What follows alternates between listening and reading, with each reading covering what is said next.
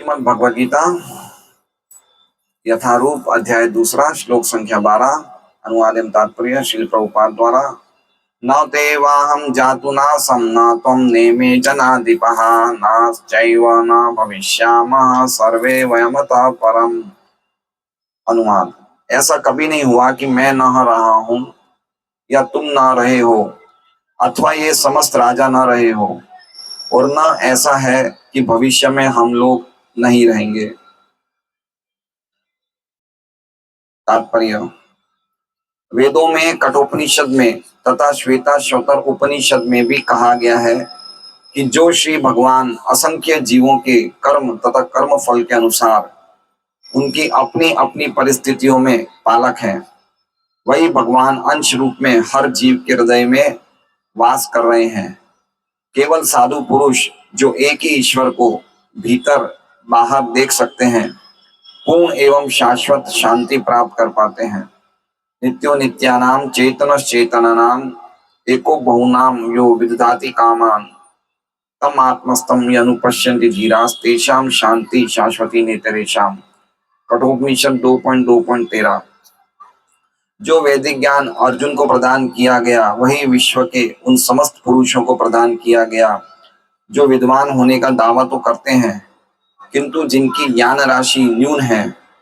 भगवान ये स्पष्ट कहते हैं कि वे स्वयं अर्जुन तथा युद्ध भूमि में एकत्र सारे राजा शाश्वत प्राणी हैं, और इन जीवों की बद्ध तथा मुक्त अवस्थाओं में भगवान ही एकमात्र उनके पालक हैं। भगवान परम पुरुष हैं तथा भगवान का चिर संगी अर्जुन एवं वहां पर एकत्र सारे राजागण शाश्वत पुरुष हैं। ऐसा नहीं है कि ये भूतकाल में प्राणियों के रूप में अलग अलग उपस्थित नहीं थे, और ऐसा भी नहीं कि शाश्वत पुरुष बने नहीं रहेंगे। उनका अस्तित्व भूतकाल में था और भविष्य में भी निर्बाध रूप से बना रहेगा। अतः किसी के लिए शोक करने की कोई बात नहीं है। ये मायावादी सिद्धांत की मुक्ति के बाद आत्मा माया के आवरण से पृथक होकर निराकार ब्रह्म में लीन हो जाएगा और अपना अस्तित्व खो देगा, यहाँ पर परम अधिकारी भगवान कृष्ण द्वारा पुष्ट नहीं हो पाता। न ही इस सिद्धांत का समर्थन हो पाता है कि बद्ध अवस्था में ही हम अस्तित्व का चिंतन करते हैं। यहाँ पर कृष्ण स्पष्टतः कहते हैं कि भगवान तथा अन्यों का अस्तित्व भविष्य में भी अक्षुण्ण रहेगा, जिसकी पुष्टि उपनिषदों द्वारा भी होती है। कृष्ण का यह कथन प्रामाणिक है, क्योंकि कृष्ण मायावश्य नहीं है। यदि अस्तित्व तथ्य न होता तो फिर कृष्ण इतना बल क्यों देते, और वो भी भविष्य के लिए। मायावादी ये तर्क कर सकते हैं कि कृष्ण द्वारा कथित अस्तित्व अध्यात्म न होकर भौतिक है। यदि हम इस तर्क को कि अस्तित्व भौतिक होता है स्वीकार कर भी ले, तो फिर कोई कृष्ण का अस्तित्व को किस प्रकार पहचानेगा। कृष्ण भूतकाल में भी अपने अस्तित्व की पुष्टि करते हैं और भविष्य में भी अपने अस्तित्व की पुष्टि करते हैं। उन्होंने अपने अस्तित्व की पुष्टि कई प्रकार से की है और निराकार ब्रह्म उनके अधीन घोषित किया जा चुका है। कृष्ण सदा सर्वदा अपना अस्तित्व बनाए रहे हैं।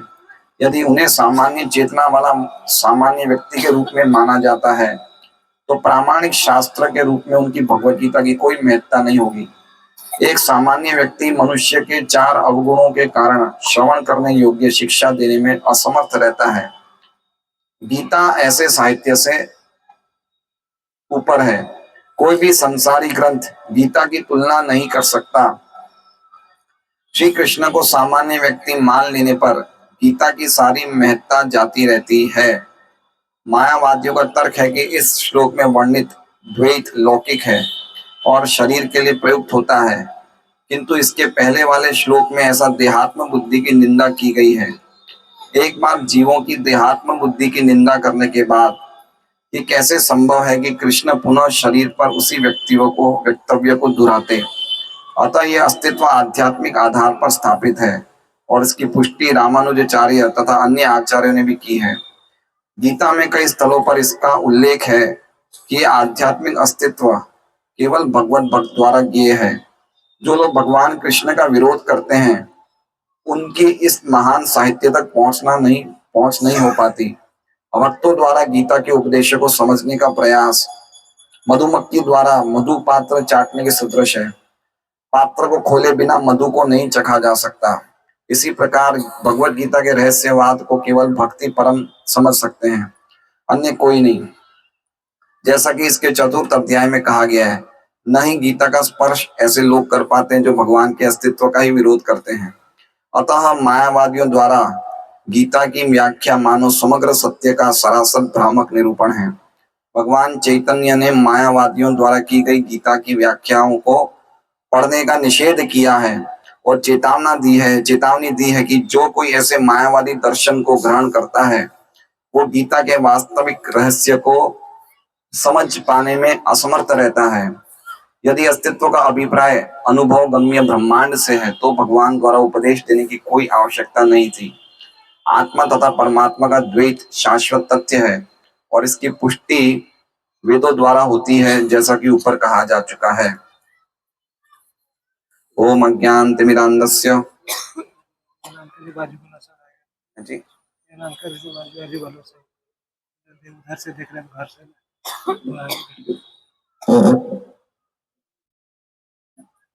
ओम अज्ञानतिमिरान्धस्य ज्ञानाञ्जनशलाकया चक्षुरुन्मीलितं येन तस्मै श्रीगुरुवे नमः। श्री चैतन्य मनोभीष्टं स्थापितं येन भूतले स्वयं रूपकदा मह्यं ददाति स्वपदान्तिकं। वन्देऽहं श्रीगुरोः श्रीयुतापदकमलं श्रीगुरुन् वैष्णवांश्च श्रीरूपं सहस्रजातं सहगणरघुनाथान्वितं तं सजीवं साद्वैतं सावधूतं परिजनसहितं कृष्ण चैतन्यदेवं श्री राधा कृष्ण पादान सहगण ललिता श्री विशाखान्वितांश्च। हे कृष्ण करुणा सिंधु दीन बंधु जगतपते गोपेश गोपिका कांत राधा कांत नमोस्तुते। तप्त कांचन गौरांगी राधे वृंदावनेश्वरी वृषभानुसुते देवी प्रणमामि हरिप्रिये। वाञ्छाकल्पतरुभ्यश्च कृपा सिन्धुभ्येव च पतितानां पावनेभ्यो वैष्णवेभ्यो नमो नमः। श्री कृष्ण चैतन्य प्रभु नित्यानंद श्री अद्वैत गदाधर श्रीवासादि गौर भक्तवृंद। हरे कृष्णा कृष्णा कृष्णा हरे हरे, हरे राम राम राम हरे हरे। सभी भक्तों का ये नवीन सत्संग भूमि पे स्वागत है। हम प्रयास करेंगे, भगवान ने चाहा तो हर रविवार को यही प्रोग्राम रखने का प्रयास करेंगे। तो आज गौर पूर्णिमा के पूर्व रविवार है, 14 तारीख को गौर पूर्णिमा है। स्वयं भगवान चैतन्य महाप्रभु प्रकट हुए गौर पूर्णिमा के दिन पे। और चैतन्य महाप्रभु इसलिए प्रकट हुए, वंदे श्री कृष्ण चैतन्य नित्यानंदो सहोदितो गौड़ोदय पुष्पवंतो चित्रो संदो तमोनुदो।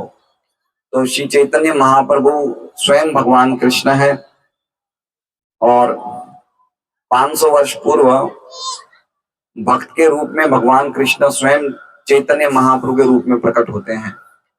हमारे अज्ञान को दूर करने के लिए, हमारी जो हृदय में अज्ञान का अंधकार है उसे दूर करने के लिए स्वयं भगवान कृष्ण चैतन्य महाप्रभु के रूप में प्रकट होते हैं और उनके भाई बलराम जी नित्यानंद प्रभु के रूप में प्रकट होते हैं। वंदे श्री कृष्ण चैतन्य नित्यानंद सहो उदित, दोनों साथ में उदित होते हैं। और कहा गौड़ोदय, गौड़ भूमि पे उदित होते हैं। पुष्पवंतो चित्रो छंदो, सूर्य और चंद्र की तरह उदित होते हैं। चित्रो छंदो तमोनुदो, जो हमारे हृदय में तमोगुण है उसको हटाने के लिए स्वयं भगवान भक्त के रूप में प्रकट होते हैं और हमें किस प्रकार भक्ति करनी चाहिए उसकी शिक्षा देते हैं। 5000 साल पहले जब भगवान कृष्ण गीता जी का संदेश अर्जुन को सुनाते हैं तो गीता जी का सार जो है अंतिम अध्याय में कहते हैं, मन मना भव मद भक्तो मद्याजी माम नमस्कुरु मामेव एष्यसि युक्त सत्यं ते प्रति जाने प्रियोसी में। सदैव मेरा चिंतन करो, मेरे भक्त बनो, मेरी पूजा करो और मुझे प्रणाम करो। मैं तुम्हें सत्य कहता हूं कि तुम मेरे पास आओगे और सर्वधर्मान परित्यज्य मामेकं शरणं व्रज अहं त्वां सर्व पापेभ्यो मोक्षयिष्यामि। सभी प्रकार के तथाकथित धर्मों का एक त्याग करके एकमात्र मेरी शरण में आओ। तो भगवान ये संदेश देके चले जाते हैं अपने धाम में, लेकिन इस संदेश को लोग समझ नहीं पाते हैं। इसलिए स्वयं भगवान कृष्ण 500 वर्ष पूर्व चैतन्य महाप्रभु के रूप में प्रकट होते हैं और इस संदेश को सरलता से समझाते हैं कि कैसे भगवान ने बोल तो दिया कि हमें शरण में जाना चाहिए, लेकिन कैसे शरण में जाना चाहिए वो चैतन्य महाप्रभु स्वयं भगवान कृष्ण चैतन्य महाप्रभु के रूप में बताते हैं। तो बड़ा सरल उपाय बताते हैं। हरेर नाम हरेर नामेव केवलम कलौ नास्तेव गतिरन्यथा, कि कलयुग में भगवान हरि के नाम के अलावा और कोई दूसरा उपाय नहीं है, नहीं है, नहीं है। हरे कृष्णा कृष्णा कृष्णा हरे हरे, हरे राम राम राम हरे हरे। तो ये श्री चैतन्य महाप्रभु ने हमें ये इस कली संतरण उपनिषद का ये महामंत्र का ये वर्णन, इस उपनिषद में इस महामंत्र का वर्णन है। इति षोडशकम नाम कली कल्मष नाशनम नातः परतरोपाय सर्व वेदेषु दृश्यते, कि ये जो 16 शब्दों का ये महामंत्र है, इति षोडशकम नाम कली कल्मष नाशनम, ये कलयुग के जितने भी कल्मष है उनको नाश करने में सक्षम है। नातः परतरोपाय, इसके अलावा और कोई दूसरा उपाय नहीं है। सर्व वेदेषु दृश्यते, ब्रह्मा जी कह रहे हैं कि मैंने वेदों को 3 बार पढ़ लिया है, लेकिन मुझे इससे बढ़कर कलयुग के लोगों के लिए और कोई दूसरा उपाय सूझ नहीं रहा है। ये 16 शब्दों के नाम के अलावा और कोई दूसरा उपाय नहीं है कि हमारे जो कल्मष है, जो हमारे हृदय में गंदगी है, उसको हटाने के लिए। तो क्या गंदगी है? वो गंदगी ये है कि सबसे पहली गंदगी की है कि हम अपनी पहचान इस शरीर से करते हैं, है ना। तो अर्जुन जैसे शोक कर रहे थे कि मैं इन सबको मार दूंगा, ये मेरे रिश्तेदार हैं, ये मेरे गुरु हैं, ये मेरे पिता हैं। तो इससे पहले वाला जो श्लोक था जो हमने पिछले रविवार लिया था, उसमें भगवान अर्जुन के पहले अविवेक को और पहले अज्ञान को दूर कर रहे हैं, ये बोल के अशोच्यान अनवशोचस्तम प्रज्ञावादांश भाषसे, कि जो शोक करने योग्य कभी भी जो वस्तु नहीं है, उसके लिए तुम हमेशा शोक कर रहे हो और फिर बातें बड़ी पंडितों जैसी कर रहे हो। प्रज्ञावादांश भाषसे गतासून नानु शोचंती पंडिता, जो व्यक्ति पंडित है, जो व्यक्ति ज्ञानी है, वो कभी भी इस शरीर के लिए जीवित अवस्था में या मृत अवस्था में कभी शोक नहीं करते। तो सबसे पहले हमें समझना चाहिए कि हम ये शरीर नहीं है। समझने से पहले सुनना चाहिए, ये शिक्षा प्राप्त करनी चाहिए। भगवद गीता में भगवान कहते हैं कि शरीर के लिए शोक नहीं करना चाहिए, है ना। ये शरीर जो है, इससे हमारी पहचान अलग है ना। इसलिए इस श्लोक में भगवान फिर वही बात को कह रहे हैं। ये श्लोक जो हमने लिया, न पे वाहम जातु नासम, कि ऐसा कोई भी समय नहीं था कि मैं नहीं था, ना अर्जुन तुम नहीं थे, और ये जितने भी राजा जो इस युद्ध क्षेत्र में खड़े ये नहीं थे। मतलब ऐसा कोई भी समय नहीं था, मतलब हम हमेशा रहे थे, हमेशा रहेंगे और हमेशा हैं। तो भगवान कह रहे हैं कि मैं भी हमेशा हूं, मतलब भगवान हमेशा है, मतलब भगवान परम सत्ता है। जैसे इसमें तात्पर्य में कहा है कि भगवान परमात्मा के रूप में सबके हृदय में निवास करते हैं और सबको अपने अपने कर्मों का फल देते हैं। तो कृष्ण परम परमेश्वर हैं और वो हमेशा परमेश्वर थे, हमेशा परमेश्वर हैं और हमेशा परमेश्वर रहेंगे। ऐसा नहीं है कि वो 5000 साल पहले थे और अब नहीं है। इसलिए सबसे पहले भगवान अपने अस्तित्व की पुष्टि कर रहे हैं कि मैं हमेशा रहने वाला हूं, परमेश्वर के रूप में ही रहने वाला हूं, भगवान के रूप में रहने वाला हूं। इसलिए कह रहे न पे वाहम जातु नासम न तुम, फिर अर्जुन को कह रहे न तुम, अर्जुन तुम भी रहने वाले हो सदैव, शरीर नहीं रहेगा लेकिन जीव के रूप में तुम भी रहने वाले हो। और न तुम ने में जनाधिपा, जितने भी राजा हैं ऐसा कोई भी समय था जब ये नहीं होंगे, ये भी थे। तो इस श्लोक में बता रहे हैं कि आत्मा का स्वरूप जो है वो शाश्वत है ना। जीव हमेशा शाश्वत रहता है और भगवान हमेशा शाश्वत रहते हैं, भगवान भगवान रहते हैं, जीव जीव रहता है, जीव और भगवान में हमेशा अंतर रहता है और दोनों का अस्तित्व जो है वो शाश्वत है। ऐसा नहीं है कि कुछ समय के बाद हम भगवान में मिल जाएंगे या हमारा अस्तित्व खत्म हो जाएगा, ऐसा नहीं है। इसमें स्पष्ट रूप से कह रहे हैं कि आत्मा हमेशा है। जैसे सूर्य का अभी अस्त हो गया है, लेकिन इसका मतलब ये नहीं कि सूर्य अब नहीं रहा। सूर्य का अस्तित्व हमेशा रहता है। हमें दिख रहा है कि कभी उदय होता है और कभी हमें दिखता है कि कभी अस्त होता है, लेकिन फिर भी सूर्य हमेशा रहता है। उसी तरह से भगवान 5000 साल पहले आते हैं, फिर कुछ समय के बाद चले जाते हैं, लेकिन इसका मतलब नहीं कि वो नहीं है, वो हमेशा रहते हैं। हम भी शरीर बदल रहे हैं, हमारा जन्म होता है, कुछ समय के बाद हम बड़े होते हैं, बुढ़ापा आता है, फिर मृत्यु हो जाती है, लेकिन इसका मतलब ये नहीं कि हम खत्म हो गए, हम फिर भी रहते हैं।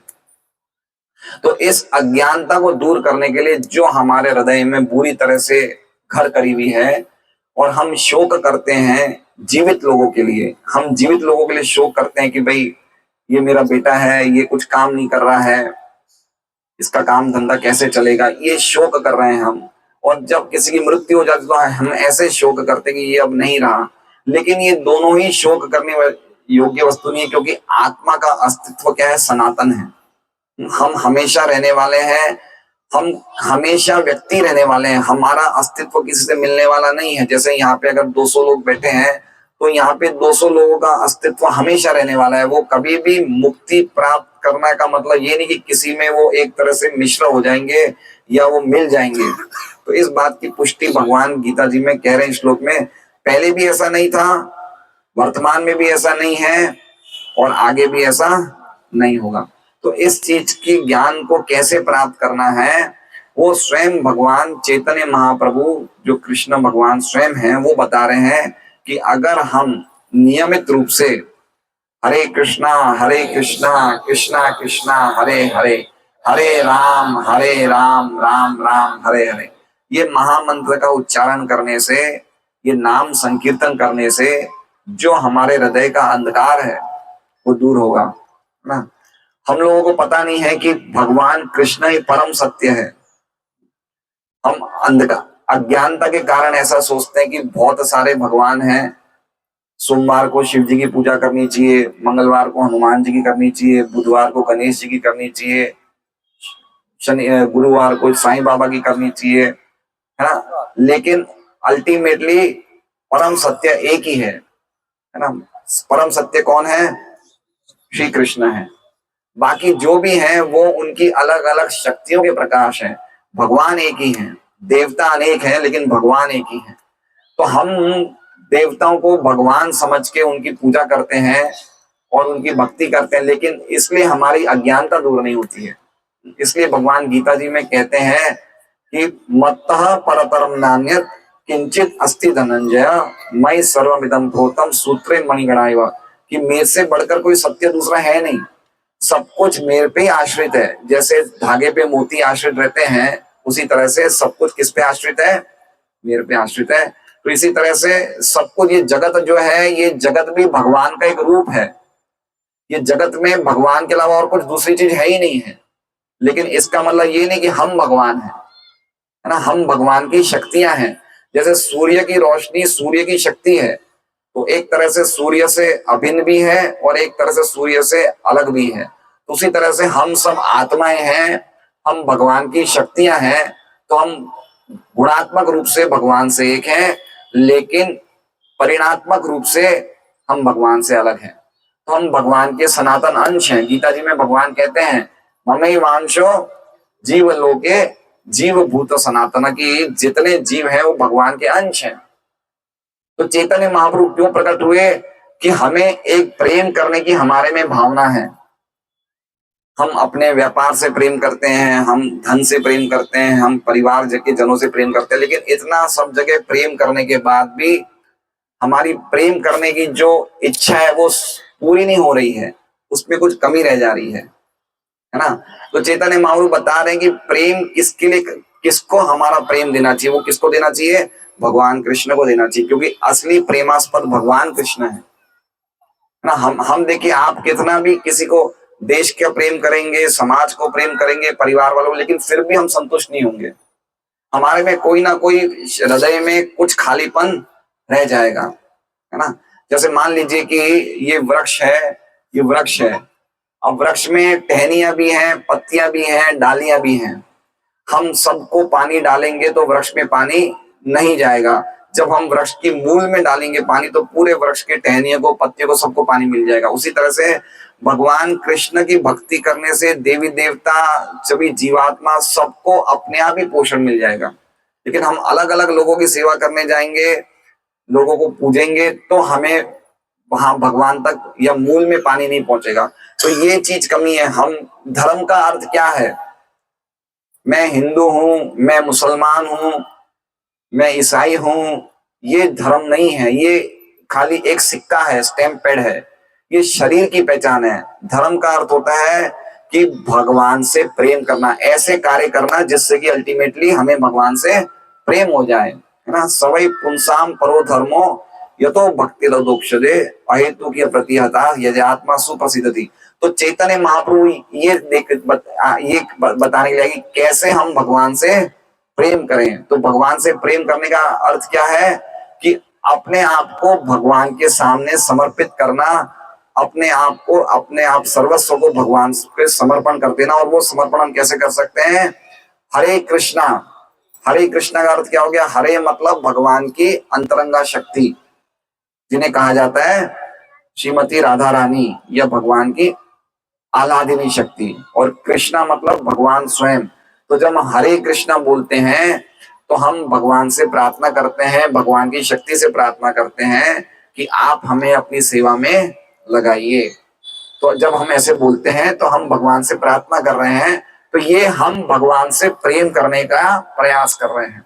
तो ऐसे प्रेम करते करते हमारे हृदय के जितने भी अंधकार हैं, जितने भी अज्ञान हैं, ये सब कुछ कष्ट खत्म हो जाएंगे, कुछ भी नहीं बचेगा। फिर हमें धीरे धीरे पता चलेगा कि हम शरीर नहीं है, हम आत्मा है ना। ये सबसे पहली बात है।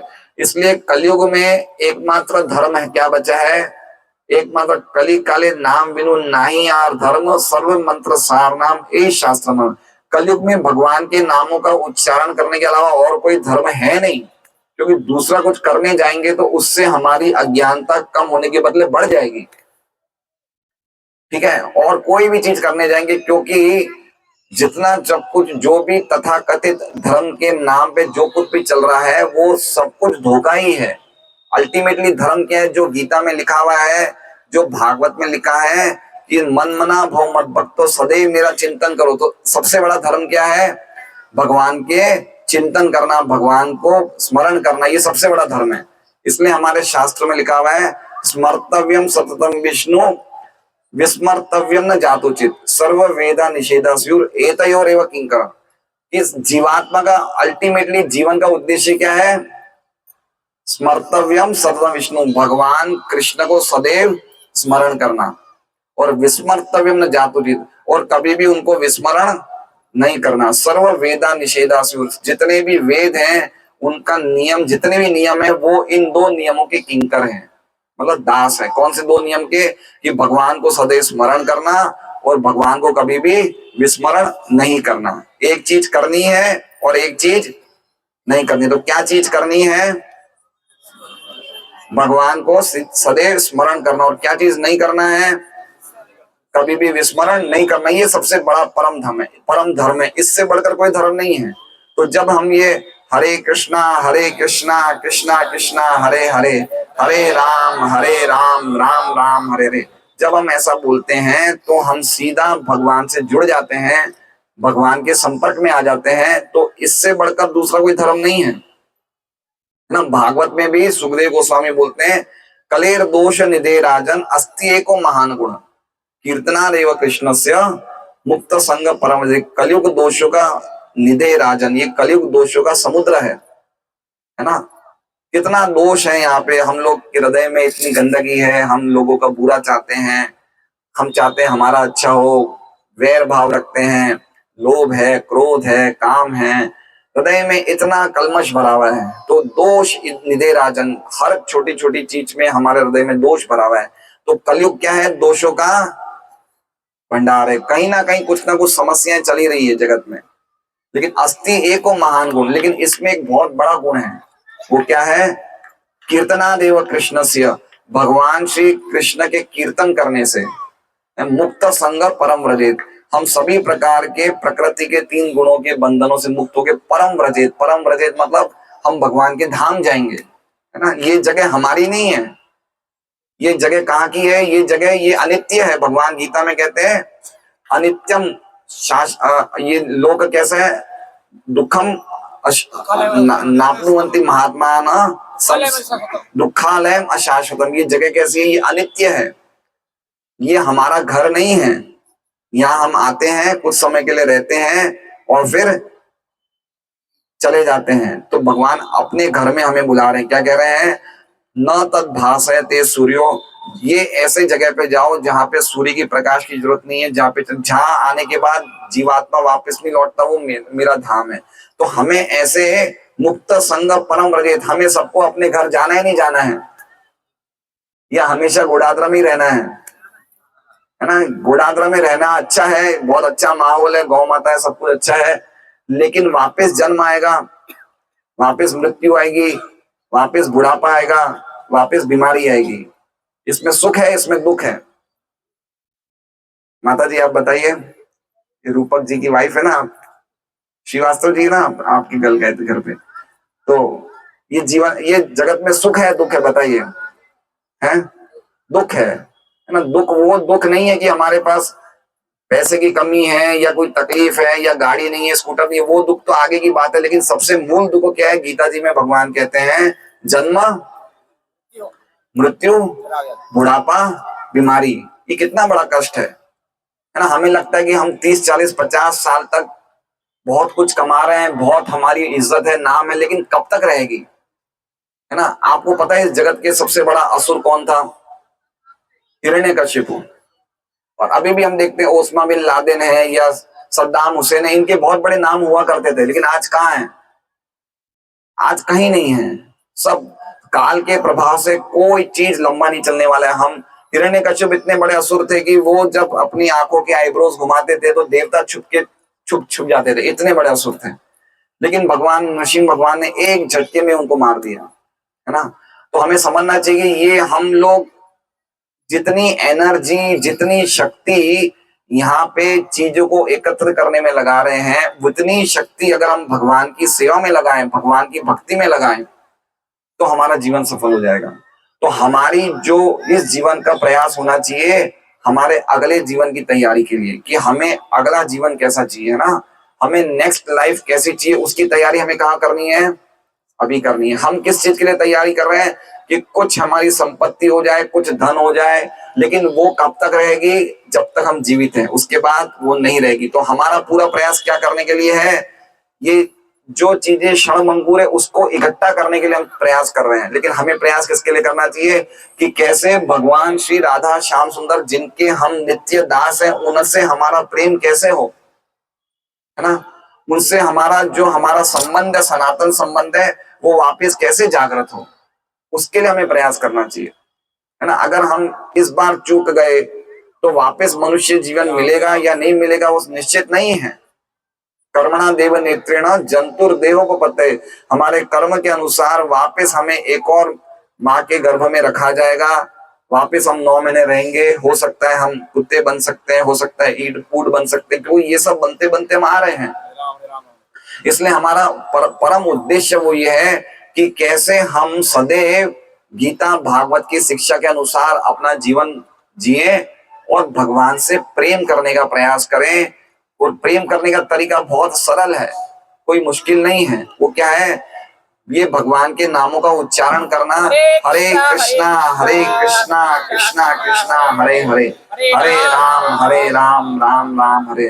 तब हमें पता चलेगा कि हम शाश्वत जीव हैं, हमारी मृत्यु नहीं होती है। हम अभी कितना शोक करते हैं, कोई घर में किसी की मृत्यु हो जाती है या कोई हमारे पड़ोसी की, कोई मित्र की, कोई संबंधी की, हम शोक करते हैं ये व्यक्ति खत्म हो गया। लेकिन वो व्यक्ति खत्म नहीं हुआ है, वो व्यक्ति ने खाली एक शरीर छोड़ के दूसरे शरीर में प्रवेश किया है ना। तो हम ये चीजें देख नहीं पा रहे हैं। क्यों नहीं देख पा रहे हैं? क्योंकि हमारे पे अज्ञानता है। तो ये अज्ञानता को हटाने के लिए भगवान चैतन्य महाप्रभु ये हरि नाम महामंत्र देते हैं हमें, ये हरि नाम का उच्चारण करो और कोई कार्य करने जैसा नहीं है इस भौतिक जगत में। तीनों जगत में, तीनों लोकों में, 14 भुवनों में भगवान के नाम से सुंदर और कोई चीज नहीं है। लेकिन अभी हमें भगवान के नाम में रुचि नहीं है, हमें अभी रुचि है खाने पीने की चीजों में, टीवी देखने में, पेपर देखने में, चाट पकौड़ी खाने में, पिक्चर देखने में, इनमें हमारी रुचि है।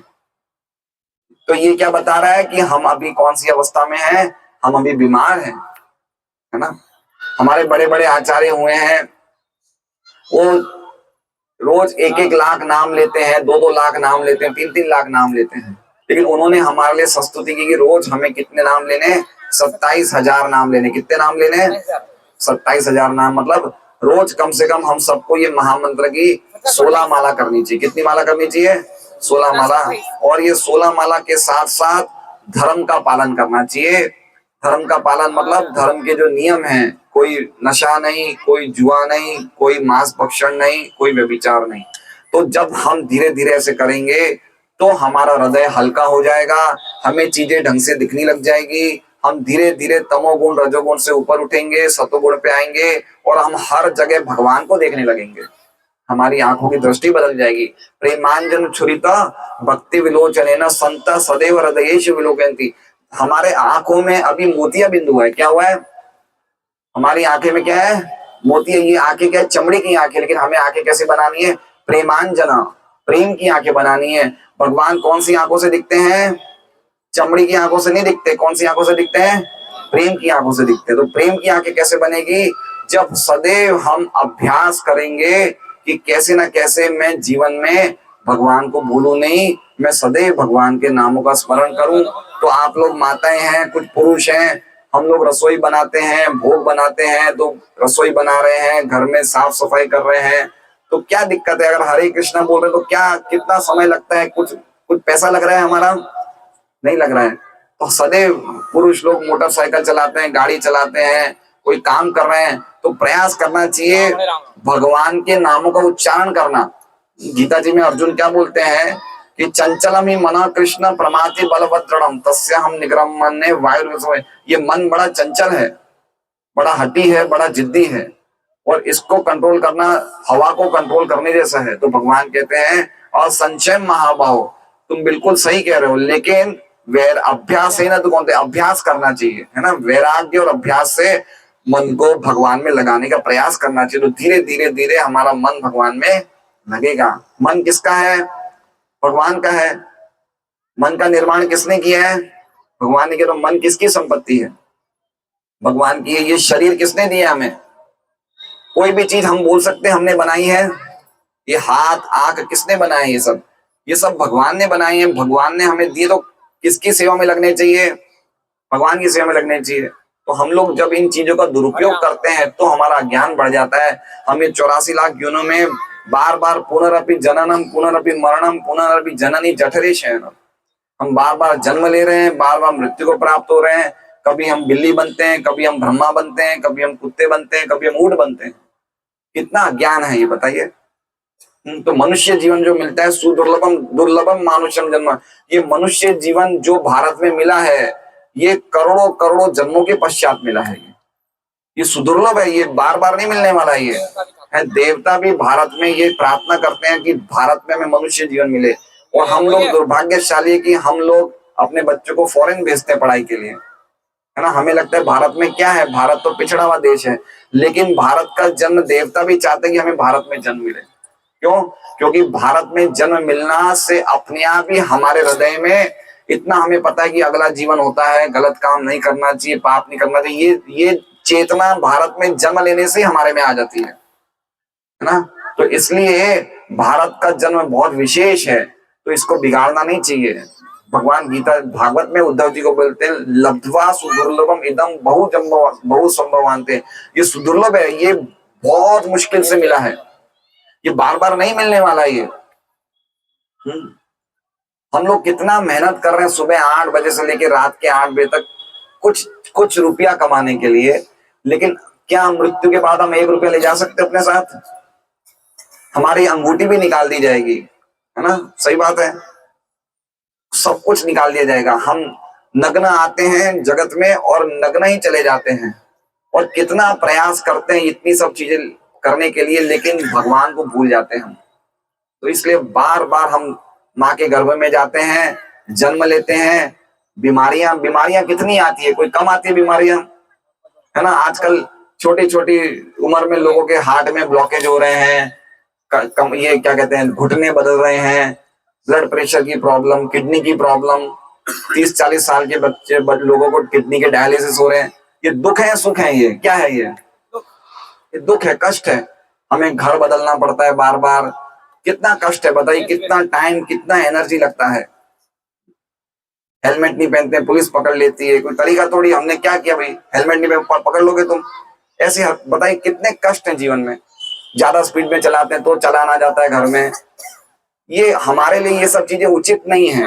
हम पे ये कष्ट कौन लाद रहा है, क्यों आ रहे हैं हम पे कष्ट? हम भगवान के साथ सनातन आनंदमय जीवन जीने के लिए हैं। आप देखिए वृंदावन में भगवान लीलाएं करते हैं अपने गोप सखाओं के साथ, तो कोई मक्खन चुरा रहे हैं, कोई एक दूसरे के साथ खेल रहे हैं, गोपियों के साथ भगवान नृत्य कर रहे हैं, माखन चुरा रहे हैं। तो हम इन लीलाओं में प्रवेश करने के लिए भगवान हमें, ये हमारा स्थान उन लीलाओं में है ना, हम वहां पे जाने के लिए बने। भगवान कहते हैं अनित्यम असुखम लोकम एवं प्राप्य, वो ये अनित्य, ये जगत, ये जेल है, ये रहने के लिए नहीं है, ये सही जगह नहीं है, है ना। कहाँ पे ये सब छोड़ के मेरे पास आ जाओ, भगवान बार बार इनवाइट कर रहे हैं, आमंत्रण दे रहे हैं, मेरे पास आ जाओ, है ना। एक नरेंद्र मोदी परसों आया तो कितने लोग इकट्ठे हो गए, है ना, और भगवान यहाँ पे खुलेआम आमंत्रण दे रहे, मेरे पास आओ, कोई जाने नहीं चाहता है। मैं साथ साथ गीता जी में कितनी बार भगवान कहते हैं कि तुम मेरे पास आ जाओ, मेरे धाम में आ जाओ, यहाँ आने के बाद हमेशा मेरे साथ रहोगे। हम हमेशा भगवान के साथ रह सकते हैं। यहाँ हमें पता नहीं पिछले जीवन में, अभी मैं पूछूं किसके, हमारे पति का नाम क्या था, पत्नी का, हम बता पाएंगे पिछले जन्म में कौन था? वो नहीं पता। अगले जन्म में हम जब चले जाएंगे तो हम भूल जाएंगे कि हम यहाँ पे रहते थे, हमारे ये बच्चे थे, हमारा एक घर था, सब भूल जाएंगे। तो ये जीवन जो जी रहे हैं, ये स्वप्नवत जीवन जी रहे हैं, ये सच्चाई का जीवन नहीं है। सच्चाई का जीवन बताने के लिए भगवान कृष्ण लीलाएं करते हैं, भगवान राम लीलाएं करते हैं कि अयोध्या में आ जाओ, वृंदावन में आ जाओ। ये अयोध्या वृंदावन यूपी वाला नहीं, जो ऊपर एक अयोध्या वृंदावन है जहां पे साक्षात आध्यात्मिक आकाश है। ये देखिए क्या दिख रहा है आपको, ये क्या दिख रहा है? ये भौतिक आकाश है ना। भौतिक आकाश मतलब ये 400 करोड़ 600 करोड़ मील तक फैला हुआ है। कितने मील तक फैला हुआ है? 600 करोड़ किलोमीटर तक ये आकाश फैला हुआ है। जब ये 600 करोड़ किलोमीटर को हम पार कर जाएंगे, उसके बाद अलग अलग सतहें आएंगी 10-10 गुना ज्यादा, उसके बाद आध्यात्मिक आकाश पे जा पाएंगे। तो इतना दूर हम कैसे जा सकते हैं? कोई एरोप्लेन से नहीं जा सकते, कोई भी प्रकार के जेट प्लेन से नहीं जा सकते। कैसे जा सकते हैं? हरे कृष्णा कृष्णा कृष्णा हरे हरे, हरे राम राम राम हरे हरे। खाली ये नामों का उच्चारण करने से, है ना, ये नामों का उच्चारण करने से हम यहाँ बैठे रहेंगे और सीधा हम लोग ये पूरे भौतिक आकाश को लांघते हुए हम आध्यात्मिक भगवान के धाम जाएंगे, जहां हम भगवान के साथ हमेशा रह सकते हैं। तो क्या करना चाहिए हमें? यहाँ रहना चाहिए या भगवान के धाम जाना चाहिए? क्या करना चाहिए? यहाँ रहने में फायदा है, हमें चाट पकौड़ी सब कुछ मिलेगा, अच्छा मिलेगा, टीवी में तारक मेहता देखने को मिलेगा, अच्छे अच्छे मोबाइल को हमें व्हाट्सएप को चेक करने मिलेगा, सब अच्छा तो लग रहा है यहाँ पे, लेकिन है अनित्य सब, समय रहने वाला नहीं है। अभी कुछ समय के बाद हमारे बाल भी हमें रंगने पड़ेंगे, है ना, बुढ़ापा भी आएगा तो हम बाल भी डाई कराएंगे, फिर वापस हमारी मृत्यु आएगी, मृत्यु आने के बाद सब कुछ खत्म नहीं हो जाएगा, वापस जन्म लेना पड़ेगा। जातः से ध्रुवम मृत्यु ध्रुवम जन्म मृतस्य च, कि जिसने जन्म लिया है उसकी मृत्यु निश्चित है, और जिसकी मृत्यु हुई उसको वापस जन्म लेना पड़ेगा। अब ये पॉइंट बहुत खतरनाक है। मृत्यु के बाद सब कुछ खत्म हो जाता तो अच्छा रहता, लेकिन खत्म नहीं हुआ है, वापस जन्म लेना पड़ेगा। अभी जन्म कहाँ मिलेगा हमें, इसका कोई गारंटी नहीं है। लेकिन गीता में भगवान कहते हैं अंत काले च मामेव स्मरण मुक्त्वा कलेवरम, जो अंतिम समय में मेरा स्मरण करके शरीर छोड़ेगा मुझे प्राप्त होगा। तो हमें समझना चाहिए कि जब अंतिम समय में हमें भगवान का नाम लेना है तो अभी क्यों नहीं ले? क्योंकि हमें तो पता नहीं हमारा अंतिम समय कब आएगा। किसी को पता है? हम बाहर जाएं और एक गाय सींग मार दे तो भी हम मर सकते हैं। ऐसे तो बहुत अच्छी गाय नहीं करेगी ऐसा, लेकिन कुछ भी हो सकता है ना। तो अंतिम समय परीक्षित महाराज को पता था कि 7 दिन के बाद मृत्यु हो जाएगी, लेकिन हमें नहीं पता कि हमारी मृत्यु कब आएगी। उनको नोटिस मिल गया था, इसलिए 7 दिन उन्होंने, पूरी दुनिया के राजा थे, सबसे धनवान व्यक्ति थे, उनके पास कोई चीज की कमी नहीं थी, सब बड़े बड़े ब्रह्मांड के ऋषि मुनि सब आ गए उनके पास उनकी मृत्यु के टाइम पे। सबसे उन्हें सलाह करी उन्होंने कि देखो जी, मैं 7वें दिन मृत्यु को प्राप्त होने वाला हूं, अब बताइए मेरी ड्यूटी क्या है। तो सब लोगों ने निष्कर्ष निकाला। फिर सुखदेव गोस्वामी और बोला कि आपकी एकमात्र ड्यूटी है, सदैव आप भगवान के बारे में सुनो, उनका कीर्तन करो, उनका स्मरण करो, और कोई ड्यूटी आपकी नहीं है। तो परीक्षित महाराज का ये प्रश्न था कि जो व्यक्ति मृत्यु को प्राप्त होने वाला है उसकी ड्यूटी क्या है। अब हम में से कौन व्यक्ति मृत्यु को प्राप्त होने वाला है? हम सभी मृत्यु को प्राप्त होने वाले, तो अभी हमारी क्या ड्यूटी है? क्या ड्यूटी? अभी हम मोटरसाइकिल पे जा रहे हैं, कभी भी कुछ एक्सीडेंट हो सकता है, मृत्यु हो सकती है ना। हमारे एक भक्त हैं, वो कुछ दिनों पहले वो अपनी मम्मी को छोड़ने गए थे मंगल आरती में, और उनको पीछे से किसी ने चाकू मार दिया था, है ना। कभी भी कुछ भी हो सकता है।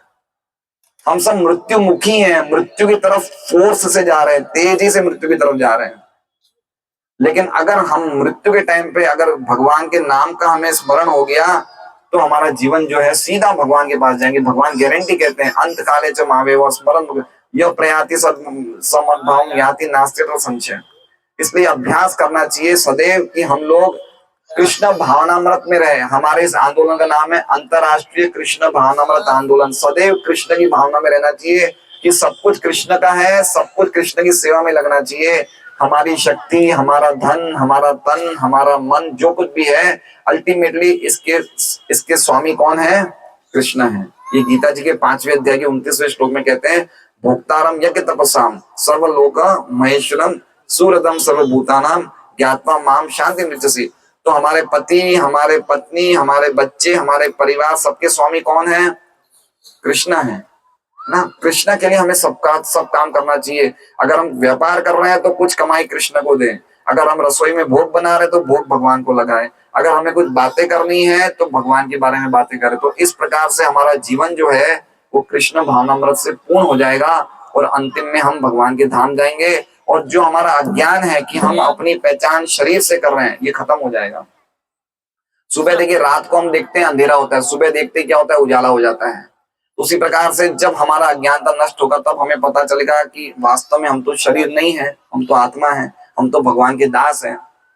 तो हमें इस स्थिति पे आना है। तो इस स्थिति पे आने के लिए सदैव भगवान की सेवा में लगना पड़ेगा और भगवान से प्रेम करने का प्रयास करना पड़ेगा।